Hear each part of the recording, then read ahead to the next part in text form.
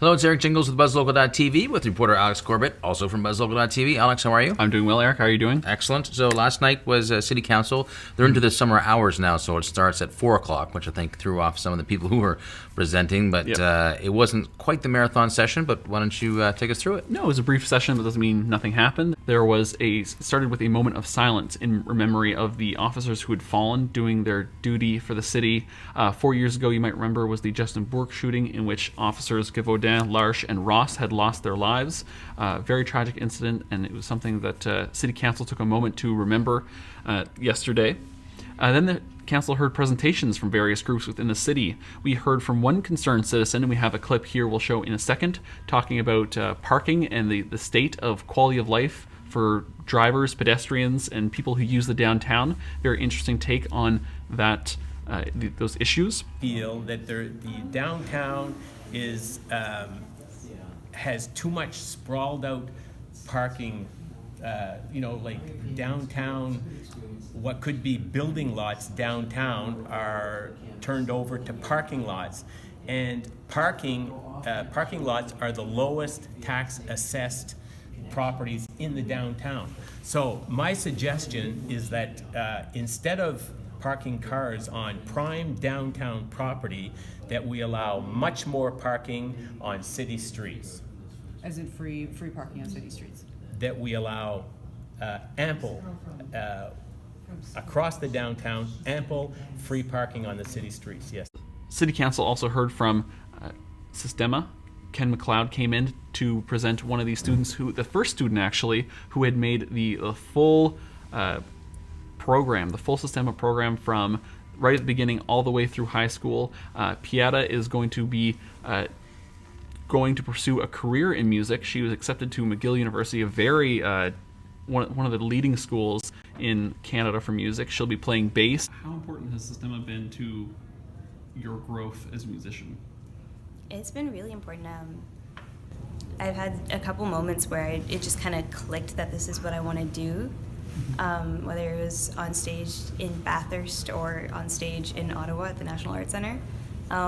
They just come in random spurts, and in the middle of a symphony, and you're just like, okay, this is really cool. It's very exciting for her.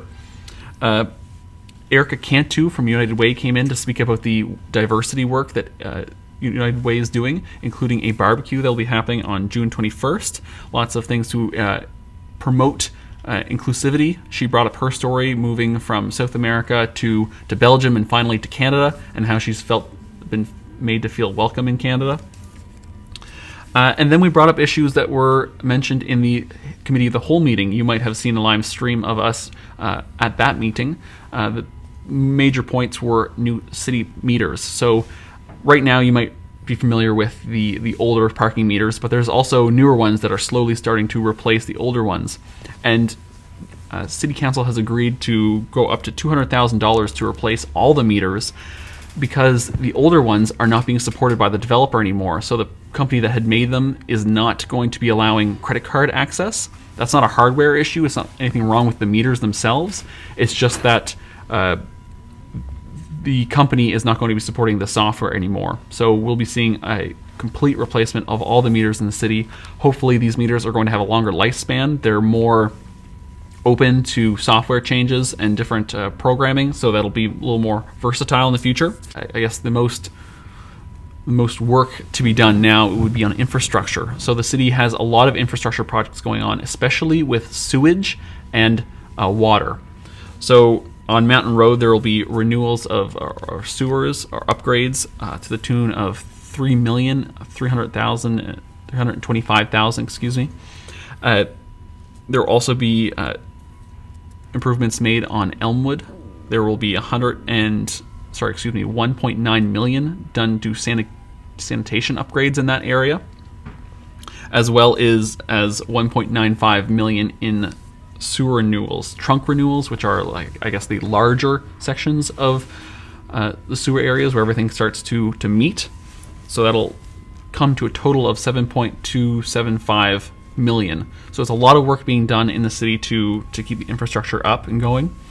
There will also be a new contract awarded to Faro. So Faro has had a role in city's waste management for a long time, and now they're off regular pickups, but they'll get a contract now for big garbage. So couches, your desks, your things need to be picked up, and that's a contract of worth $144,000.